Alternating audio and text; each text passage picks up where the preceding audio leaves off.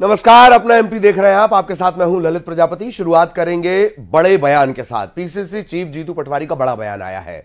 भोपाल में पत्रकारों से बातचीत के दौरान उन्होंने कहा कि हम 3 से 4 बार चुनाव हारे हैं और हर चीज के लिए बीजेपी को जिम्मेदार नहीं ठहरा सकते। उन्होंने साफ कहा कि हम में भी कमियां हैं और आने वाले 3 से 4 साल में उन्हें ठीक किया जाएगा। उन्होंने आगे कहा कि कांग्रेस संगठन को मजबूत किया जाएगा और विचारधारा पर काम होगा। 3-4 बार हम चुनाव हारे हैं, इसका मतलब हम सारा दोष बीजेपी को नहीं दे सकते। हमारी भी कमियां हैं, उनको भी सुधार करना और उन पर काम करना। पार्टी में क्या कमी है उसको निर्धारित करना और उसके सुधार के लिए प्रयास करना। तो मैं मानता हूं उस पर काम चालू है। हर चीज के लिए बीजेपी जिम्मेदार नहीं, आने वाले 3 से 4 साल में इसे ठीक किया जाएगा, कमियों को ठीक किया जाएगा, कांग्रेस संगठन को मजबूत किया जाएगा। जीतू पटवारी ने यह बड़ा बयान दिया। विचारधारा पर काम करना होगा और आगे यह काम किया जाएगा। हम 3 से 4 बार हारे हैं, हर चीज के लिए बीजेपी जिम्मेदार नहीं है, कांग्रेस में भी कमियां हैं। जीतू पटवारी का यह बड़ा बयान। लंबे अरसे बाद कांग्रेस संगठन की तरफ से या कांग्रेस के किसी जिम्मेदार पद की तरफ से या किसी पदाधिकारी की तरफ से पीसीसी अध्यक्ष जैसे जिम्मेदार पद पर बैठे हुए किसी जिम्मेदार की तरफ से कहा गया कि हां, कांग्रेस में भी कमियां हैं। जीतू पटवारी ने बड़ा बयान दिया। आने वाले 3 से 4 साल में इसे ठीक किया जाएगा, कांग्रेस संगठन को मजबूत किया जाएगा और हर चीज के लिए बीजेपी जिम्मेदार नहीं है। यह बात भी उन्होंने कही। सीधा आपको लिए चलेंगे भोपाल। वासु चौरे हमारे सहयोगी हमारे साथ जुड़े हुए हैं। वासु, लंबे अरसे बाद किसी जिम्मेदार के मुंह से, वैसे तो बीजेपी की तरफ से हर बार कहा जाता है, पर किसी जिम्मेदार के मुंह से यह स्वीकारा गया, कम से कम एक बेहतर शुरुआत कांग्रेस के लिए। वासु, निश्चित तौर पर देखिए, विधानसभा चुनाव के जो परिणाम कांग्रेस के लिए आए थे वो बिल्कुल जो उन्होंने दावे किए थे उसके विपरीत रहे और उसके बाद लोकसभा के चुनाव में कांग्रेस को एक बार फिर से फाइट करने के लिए बहुत ज़्यादा समय नहीं मिला। संगठन में बड़ा बिखराव देखने को मिला, कई बड़े नेता पार्टी छोड़ गए, कार्यकर्ता पार्टी छोड़ गए, लेकिन उसके बावजूद कांग्रेस का ये कहना है कि हमने पूरी दमखम के साथ चुनाव लड़ा है और बेहतर परिणाम आएंगे। डबल डिजिट तक जो है मध्य प्रदेश में कांग्रेस की सीटें पहुँच सकती हैं, ये दावा कहीं ना कहीं कांग्रेस की ओर से किया गया है। और इसके अलावा अब जो 3-4 साल का समय है, क्योंकि अब लोकसभा और विधानसभा के चुनाव अभी हुए हैं, अब वो 4 से 4.5 साल बाद होंगे और जो नगरीय निकाय और परिषद पंचायतों के चुनाव होते हैं उसमें भी 3-4 साल का जो वक्त है अभी बाकी है। तो कांग्रेस के प्रदेश अध्यक्ष जीतू पटवारी ने खुले मंच से इस बात को स्वीकारा कि कमियां कुछ हम में भी हैं, उन पर काम करने का काम करेंगे, संगठन को मजबूत करने का काम करेंगे, ग्राम पंचायत स्तर तक हम अपने संगठन को लेकर जाएंगे और इसके अलावा कांग्रेस की जो एक आइडियोलॉजी है, एक जो विचारधारा है, उसको भी प्रमोट करने का काम करेंगे। बहरहाल देखना होगा कि इस तरीके की बातें और इस तरीके की वादे पहले भी कई बार हुए, लेकिन उनका रिफ्लेक्शन जमीनी स्तर पर देखने को नहीं मिला। सत्ता से दूर कांग्रेस मध्य प्रदेश में लंबे अरसे से है, देश में भी लंबे अरसे से सत्ता से दूर है कांग्रेस। अब जो जून के पहले सप्ताह में नतीजे आएंगे लोकसभा चुनाव के, वो बेहद महत्वपूर्ण हो जाते हैं। अगर वो चुनाव के नतीजे कांग्रेस के पक्ष में आते हैं, बीते चुनाव से कांग्रेस अच्छा प्रदर्शन करती है, तो कहीं ना कहीं कार्यकर्ताओं को मोरल बूस्ट होगा और जो बात जीतू पटवारी कह रहे हैं उसको इंप्लीमेंट करने में भी ताकत मिलेगी। जी बिल्कुल बिल्कुल। वासु, आप लगातार हमारे साथ बने रहें। दुर्गेश केसवानी साहब इस वक्त हमारे साथ जुड़े, उनका एक रिएक्शन ले लिया जाए। केसवानी साहब, आखिरकार जीतू पटवारी ने कहा है कि हम में भी कमियां हैं, मतलब कांग्रेस में भी कमियां हैं, हर बात के लिए बीजेपी को जिम्मेदार ठहराना ठीक बात नहीं। दुर्गेश जी, देखिए, मुझे लगता है कि जीतू पटवारी जी देर आए दुरुस्त आए की कहावत चरितार्थ कर रहे हैं और जीतू पटवारी भली भांति जानते हैं कि कांग्रेस में जिस तरह से भगदड़ उनके नेतृत्व में मची है वो पूरे प्रदेश ने देखा, पूरे देश ने देखा। 4.5 लाख से ज्यादा लोग कांग्रेस छोड़ के गए।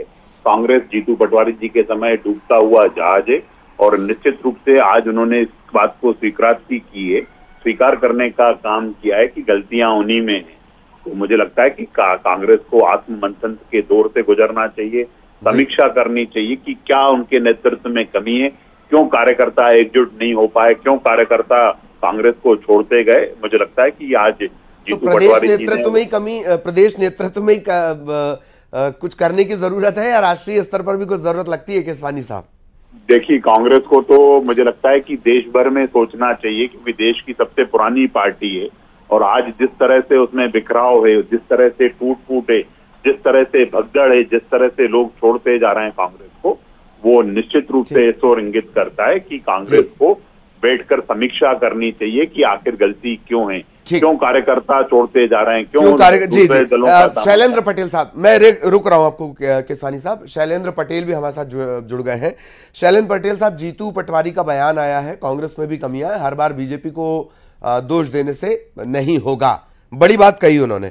जी ललित जी, मैं उस प्रेस कॉन्फ्रेंस में था जहां उन्होंने ये बात कही गई थी। उन्होंने स्पष्ट कहा कि मध्य प्रदेश में 4 चुनाव हुए और 4 में अगर हम आ रहे हैं तो हम पूरा ही दोष भारतीय जनता पार्टी को नहीं दे सकते, कुछ आत्मावलोकन हमें भी करने की आवश्यकता है। जो हमें कमियां रह गई हो या आज के समय की राजनीति में जिस हिसाब से जो चीजें चल रही हैं, हमें कहाँ और आगे सोचना चाहिए और किस हिसाब से उनको दूर करके आगे बढ़ना चाहिए, विजन की बात कही है। और मैं हमेशा ये कहता हूँ और ये मानता हूँ कि हम पहले स्वीकारोक्ति करेंगे, कुछ कमियां तो सुधार लाएं, कोई गलत बात तो नहीं है। अगर हम हमेशा कहेंगे कि हम बिल्कुल सही हैं तो ही बात नहीं चलेगी ना। कोई अगर बोल ये बात कहता है, मीडिया से अगर ये कहता है कि अगर कोई कमी है तो हम उसको विचार करेंगे और उसको सुधार करेंगे, तो वो सच बात है। और उसमें गलत क्या हो गया? और भारतीय जनता पार्टी को उसमें कुछ सोचने और समझने की या पेट दुखने की बात क्या हो गई? नहीं खुश है केसवानी साहब, खुश है कि कम से कम कोई सर्जरी जैसी बात कही जा रही है। चलें जी, एक बात और कि आमतौर पर इस तरह से चुनाव के परिणामों के बाद अक्सर इस तरह की बात आती थी कि हाँ, हम में कमियां हैं, हम उनमें सुधार कर रहे हैं। इस बार परिणामों के पहले ये बात निकलकर सामने आई है, कोई इफेक्ट? ललित जी, उन्होंने ये कहा मध्य प्रदेश में विधानसभा के 4 चुनाव आ रहे हैं और उसी संदर्भ में उन्होंने ये बात उसी संदर्भ उन्होंने बात कही थी।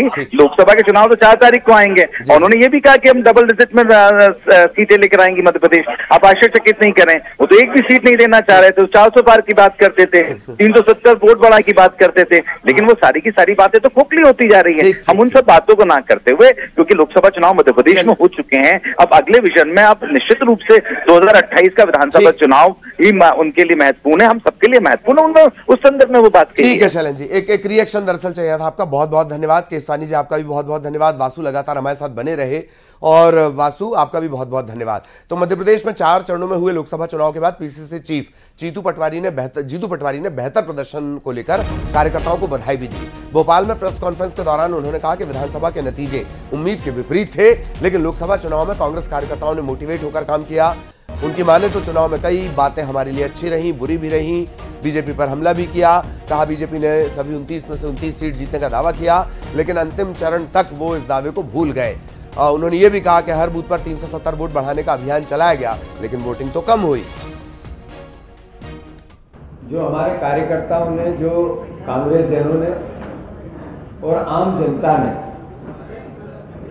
जो 3 महीने में ही फिर से कांग्रेस पार्टी के मोटिवेशन को उठाया, वो भी मैं सभी कार्यकर्ताओं को, सभी कांग्रेस जनों को भी मैं आपके माध्यम से खूब धन्यवाद देना चाहता हूं। कार्यकर्ताओं का स्वागत भी करना चाहता हूं और आभार व्यक्त भी करना चाहता हूं। बीजेपी का जो मोटिवेशन था, आपकी बार 29 की 29, अब की बार 400 पार। मैं समझता हूं कि 4 चरण हुए, जब तक आखिरी चरण में तो भूल ही गए वो कि अब की बार 29 की 29। और उसके पहले जब पत्रकार सवाल पूछ लेते हैं तो बोल देते हैं कि हाँ 29, पर शुरुआत जिस तरीके से की थी 375 हर बूथ पे वोट बढ़ाने हैं, उसको लेकर अभियान चलाया। 50% बूथों पर 375 वोट ही नहीं डले हैं। और इधर लोकसभा चुनाव में 400 सीट पार करने के लिए बीजेपी कार्यकर्ता भगवान की शरण में है। भोपाल में बीजेपी कार्यकर्ताओं ने शीतल दास की बगिया में 400 से ज्यादा सीट जीतने के लिए विजय हवन किया है। भाजपा कार्यकर्ताओं ने कहा कि वैसे तो मोदी जी के नेतृत्व में 400 से ज्यादा सीटें आ रही हैं, लेकिन कहीं कोई रुकावट ना हो इसलिए विजय हवन किया जा रहा है। हवन के दौरान अमेठी और रायबरेली सीट की जीत के लिए अलग से 10-10 आहुतियां दी गई। बताइए, आहुति की स्थिति आ गई है।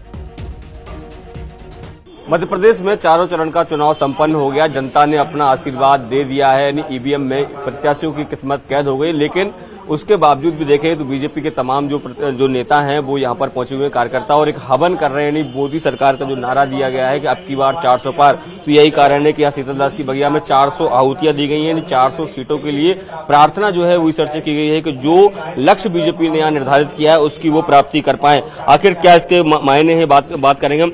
सर, 400 पार का नारा मोदी जी ने दिया और आप लोग आज 400 आहुतियां दे रहे हैं, क्या माना जाए?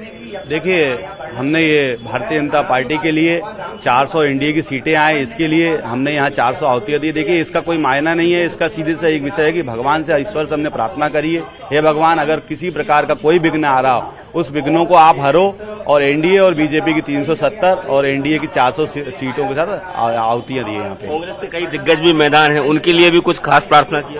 देखिए, कांग्रेस के जो दिग्गज हैं, अब राहुल गांधी इनका प्रचार करें तो आपको मालूम है क्या होता है, वो तो बीजेपी का ही प्रचार करते हैं, जहां वो जाते हैं वहां बीजेपी की सीटें बढ़ के आती है। तो इसलिए कांग्रेस की तो कोई बात करना है, क्योंकि कांग्रेस के कार्यकर्ता और नेता मैदान में है ही नहीं, तो इसलिए उनकी बात करने कोई अर्थ ही नहीं है। बिल्कुल, और भी कुछ लोग हमारे साथ हैं। सर, कांग्रेस के जो दिग्गज नेता हैं, उन सीटों पर आपको जीत मिले, उसके लिए किस तरह की प्रार्थना भगवान से की? हम तो 543 सीटों पे चुनाव हो रहे हैं पूरे आज लोकसभा में, परंतु भारतीय जनता पार्टी और एनडीए सरकार ने जो लक्ष्य रखा है 400 सीटों का, तो कहीं ना कहीं उस लक्ष्य की हम पूर्ति कर सके। और कुछ भी अगर उसमें विघ्न आ रहा हो तो उस विघ्न को दूर करने के लिए हम ईश्वर शक्ति की प्रार्थना करते हैं, और उसी प्रार्थना को लेकर आज हमने यहाँ पे शीतल दास की बगिया पे एक हवन किया है। कैमरामैन खिलान सिंह के साथ शैलन सिंह, न्यूज़ 18 भोपाल। इधर ज्योतिरादित्य सिंधिया की मां माधवी राजे सिंधिया का निधन हो गया। वे लंबे समय से बीमार थी और दिल्ली के एम्स में उनका इलाज चल रहा था। कल शाम को ग्वालियर में उनका अंतिम संस्कार होगा। अंतिम संस्कार को लेकर छतरी पर तैयारियां शुरू कर दी गई हैं और स्वर्गीय माधवराव सिंधिया की छतरी के पीछे माधवी राजे सिंधिया का भी अंतिम संस्कार होगा। आपको बता दें कि सिंधिया परिवार के सदस्यों का अंतिम संस्कार कटोरा ताल स्थित छतरी में ही किया जाता है।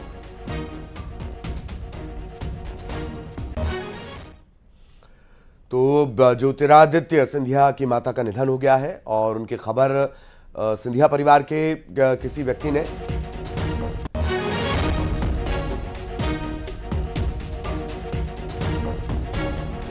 तो सिंधिया आवास पहुंच चुका है।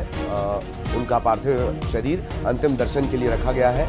मंत्री ज्योतिरादित्य सिंधिया और उनका परिवार घर में ही मौजूद है।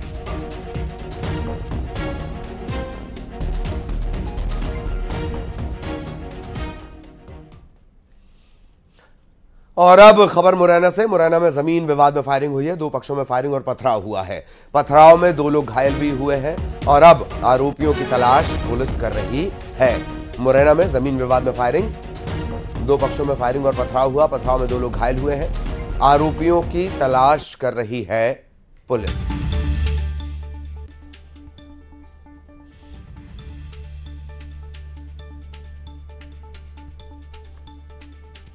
तो ये तस्वीरें फायरिंग करते हुए, पथराव करते हुए सामने आई हैं। जमीन विवाद को लेकर 2 पक्षों में पत्थर चल गए, गोलियां चल गई। 2 लोग इसमें घायल भी हुए हैं। उन्हें भर्ती भी कर दिया गया है और पुलिस आरोपियों की तलाश कर रही है। और इस जो ये वीडियो सामने आया है, वीडियो के जरिए भी सुराग निकालने की कोशिश की जा रही है।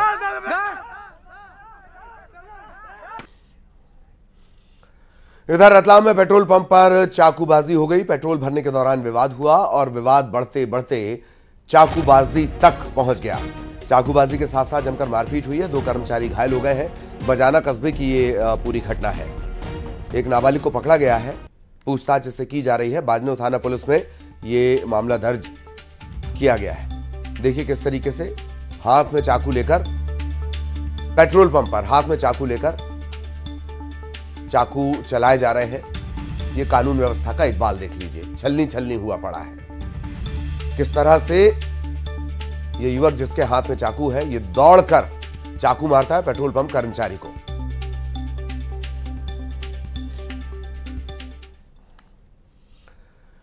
इधर खरगोन में एक बुजुर्ग ने पेड़ से छलांग लगा दी। 30 फीट ऊंचे नीम के पेड़ से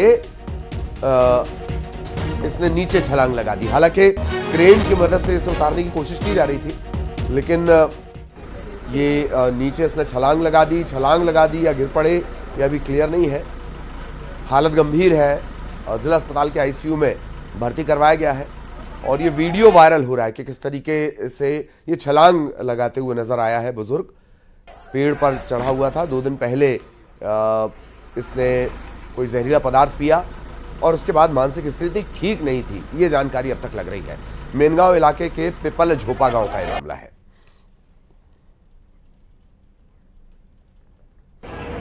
तो थोड़ी सी उसकी दिमाग खसकल है और वो उसने दवाई पी ली थी कीड़े मारने की। बाद में अस्पताल लाए, बाद में इलाज करवाया, बाद में ज़रा ठीक हुआ। घर जाने का बोला तो घर ले गए थे, चल तेरे को ले चलते। बाद में उसने हाथ में से निसट के गया, झाड़ पे चढ़ गया, वहाँ से गिर गया। कोशिश करके उतार बहुत कोशिश किए थे। क्या दिमागी संतुलन ठीक नहीं था? हाँ, उस दिमाग का संतुलन ठीक नहीं है। ये आज कंट्रोल रूम के माध्यम से सूचना मिली थी कि एक मरीज जो पीपल झोपा निवासी है, भगवानपुरा थाना क्षेत्र का, अस्पताल में भर्ती था। वो किसी कारण से पेड़ पे चढ़ गया था। उस सूचना पर से हम आए थे, उसको काफ़ी प्रयास किया पेड़ पे से उतरवाने का। उसके परिवार की मदद से भी उसको समझाने का प्रयास किया कि नीचे आ जाए, पर वो अचानक पेड़ पे से कूद गया। अभी प्रथम दृष्टया उसको कुछ चोटें आई है, प्राथमिक उपचार किया जाएगा जिला अस्पताल में। और अब खबर खंडवा से, जहां अस्पताल में आग लगी है। सोलर पैनल के बैटरी रूम में आग लग गई और तत्काल ही आग पर कर्मचारियों ने काबू पा लिया, लेकिन लाखों रुपए की जो बैटरी थी वो इसकी चपेट में आ गई। पूरे सिस्टम इसके चलते डिस्टर्ब हो गया। सोलर पैनल के बैटरी रूम में आग लगी। तत्काल कर्मचारियों ने इसे देखा, आग पर काबू पाया गया। लाखों रुपए की बैटरी और पूरा सिस्टम इसकी चपेट में आ गया।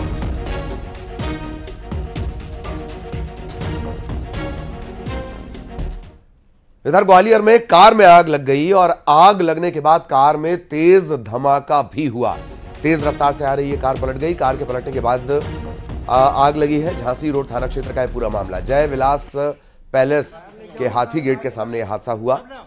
तेजी से आ रही कार पलटती है, आग लगती है, धमाका होता है। ये तस्वीरें आप देख रहे हैं ग्वालियर में झांसी रोड थाना क्षेत्र में जय विलास पैलेस के हाथी गेट के सामने ये पूरा घटनाक्रम सामने आया।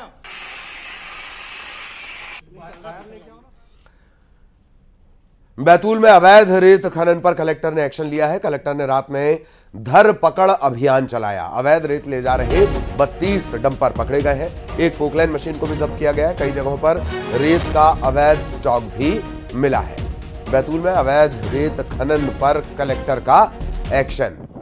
रात में धरपकड़ अभियान चलाया गया। अवैध रेत ले जा रहे 32 डंपर पकड़े गए। एक पोकलैन मशीन जब्त की गई है। कई जगहों पर रेत का अवैध स्टॉक भी मिला है।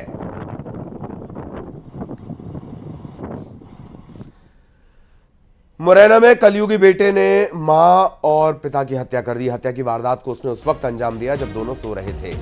माता वसैया थाना इलाके के कुतवार गांव में लोहे की रॉड से पीट कर इसने माता पिता की हत्या कर दी, फरार हो गया। इसकी तलाश की जा रही है।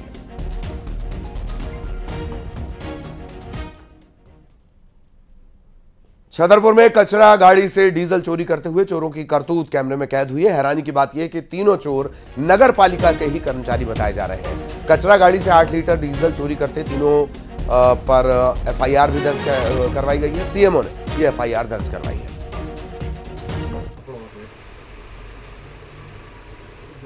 कुछ दिनों पहले हमारे जो डोर टू डोर कचरा कलेक्शन वाहन हैं, इनमें डीजल चोरी की आए दिन शिकायतें हो रही थी। तो जब कैमरे के माध्यम से चेक किया गया, 3 कर्मचारी डीजल चोरी करते पकड़े गए हैं, जिनके विरुद्ध एफआईआर दर्ज कराई गई है, जिनमें से 2 संविदा के व्यक्ति हैं और 1 नियमित कर्मचारी हैं। तो आपराधिक प्रकरण इन पर चोरी का दर्ज कराया गया। क्या अच्छी संभावना है कि बहुत लंबे समय से ये लोग ऐसा कर रहे थे? अब संबंधित जो भी जांच में बयान उनके सामने आएंगे, उससे सारी जानकारी निकल कर। इंदौर लोकसभा में मतदान खत्म होने के बाद ईवीएम को स्ट्रांग रूम में सुरक्षित रख दिया गया है। स्ट्रांग रूम के बाहर बीएसएफ के जवान 24 घंटे तैनात हैं। नेहरू स्टेडियम को स्ट्रांग रूम बनाया गया है। पूरे परिसर में हाई क्वालिटी सीसीटीवी लगाए गए हैं। चप्पे चप्पे पर जवान तैनात हैं। इस बीच नेहरू स्टेडियम में सख्त सुरक्षा पहरे में ईवीएम रखी गई है।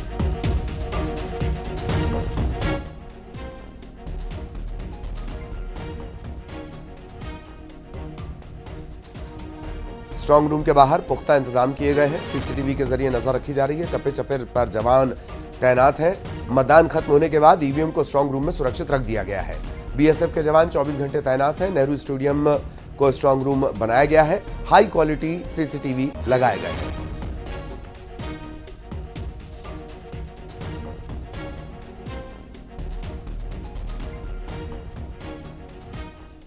और अब टॉप 20।